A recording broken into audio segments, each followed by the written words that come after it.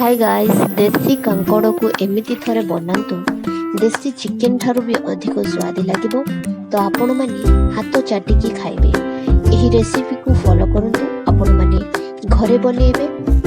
Step by step देखंतु, थरे try करंतु। आपण मानको बहुत ही टेस्टी लागिबो, लाजवाब लागिथा। कांकड़ सह दुईटा कॉम्बिनेशन आपण मानको कहूछि, थरे घरे ट्राई करंतु। सुखिला चिंगुड़ी पुणी कुकुली सुकुआ कांकड़ सह तार कॉम्बिनेशन बहुत ही टेस्टी रही है। आपण माने मध्य घरे बनंतु, देखंतु स्टेप बाय स्टेप ए भलिया आपण माने घरे बनांतु, बहुत ही टेस्टी।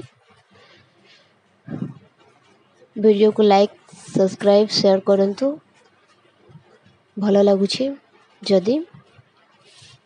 देखंतु ग्रेवी की रहिली पुणी देखाबो।